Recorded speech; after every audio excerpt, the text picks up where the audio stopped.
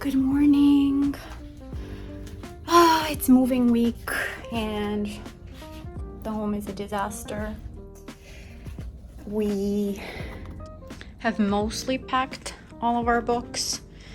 It was a whole process trying to, because these are going to go into storage. I think it's about 600 books. We put them all in an Excel sheet. And that was honestly the hardest part of, or what we hope was the hardest part of the move. And now we have to do clothing, shoes, toiletries, everything that's in the bathroom, the kitchen stuff, the moving people are gonna help us with, and the big items like wrapping the screens. We have 3 screens, a dining table, the dining chairs. But I thought I would film some of the process, but also give you some tips and some information on the moving companies that we reached out to, how we dealt with the storage of the books, and how the process is gonna go. Today is Tuesday and we're moving on Thursday, so 2 days from now. I can't believe we're done. Well, almost done. We only have the things that we're taking with us. Everything else is in storage. We have been up since 6 and it's 4 p.m. and we're probably gonna end this night at like 9. But the good news is 70-80% of the job is done.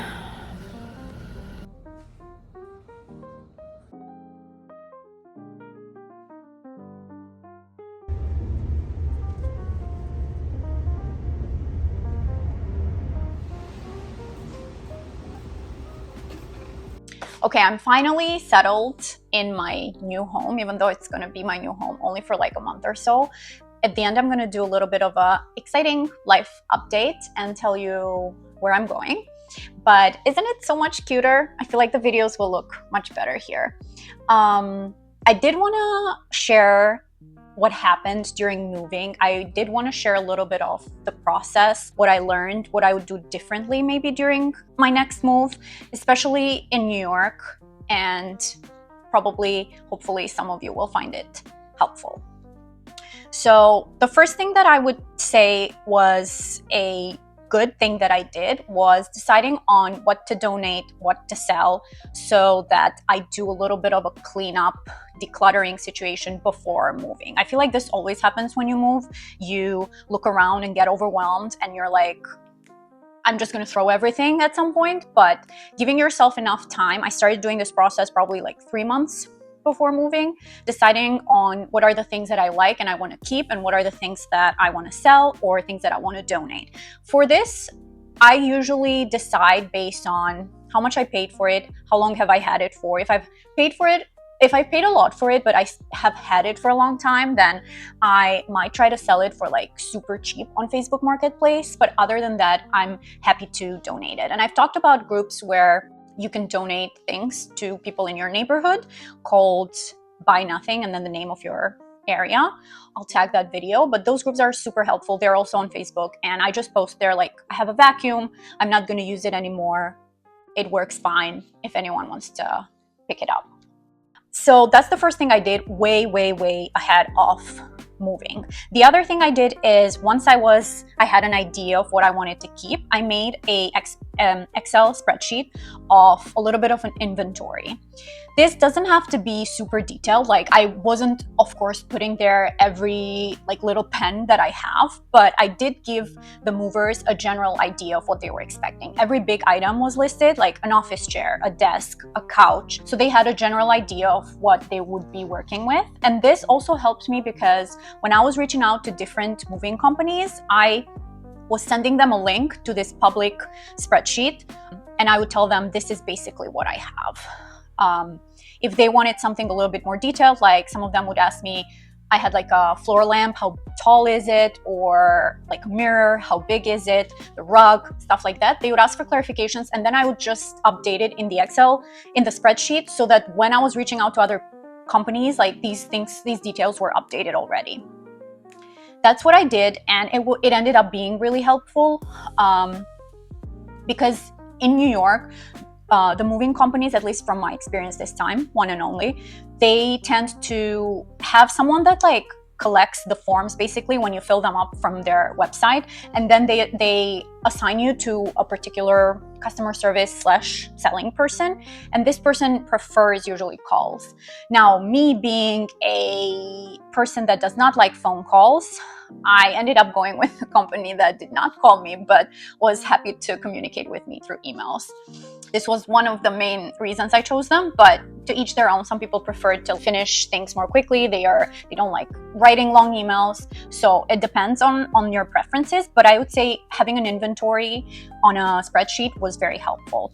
It helped me get offers, and it also ultimately helped me for something that's like my third tip, I would say, which was negotiating. I did come back to one of the companies that was my favorite, and I said, I would like to proceed with you. However, I do have an offer, because I was looking also for a storage space, not just moving. So I was collecting offers basically from these moving companies, which 99% of them also offer storage, but I was also getting offers from them for storage space.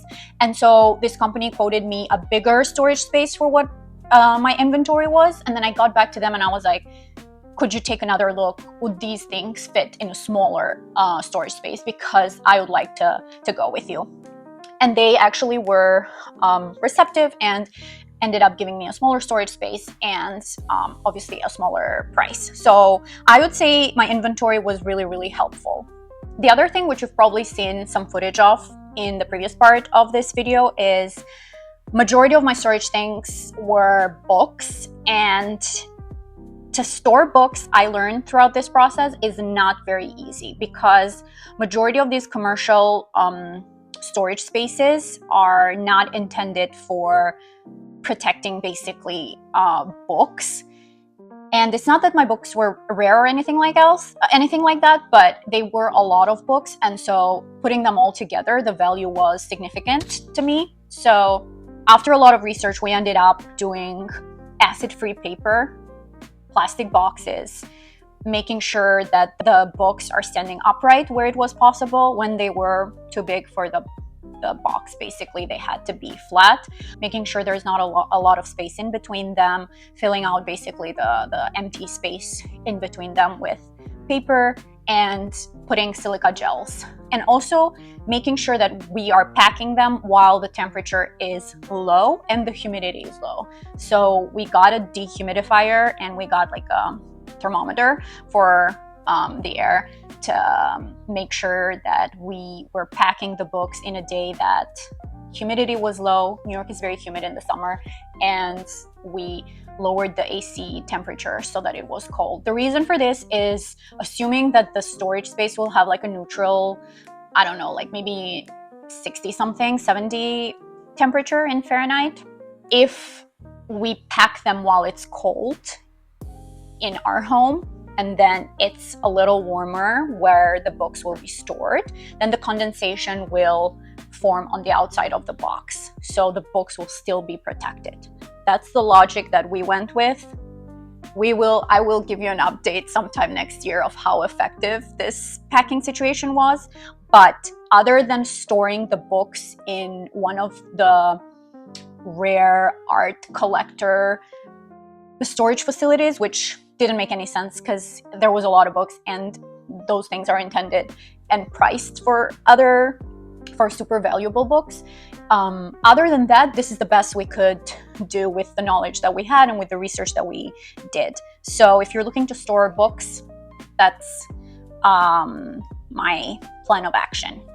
Another thing you need to keep in mind when you're moving is if you're going to trash some of your big furniture and your mattress, you need to check the trash collecting plan of your neighborhood. There is a public website and you can input the zip code of your area and it will show you when certain items are supposed to be trashed. There is also, of course, paid trash pickup. Luckily, the building that we were in offered to dispose our mattress for free. My plan B was to make sure that we would put it on the day of the collection for mattresses. There was a specific day, but you had to put it in a mattress plastic bag, and that is done to minimize the spread of bed bugs as much as possible. So I would say plan for the trash situation at least 2 to 3 weeks ahead. And if you're planning to get like a trash pickup company, then maybe a little bit more, because depending on when you move, like end of July is a very like high season for moving companies. So I'm guessing for the trash pickup companies, it's something similar. So yeah, if I think of anything else while I'm editing this, but I think those are like my tips. Not that I'm an expert on moving, but I think it's good to learn from other people's experiences, and I do like to plan, so I'm sure there's people that might be looking for some kind of guidance.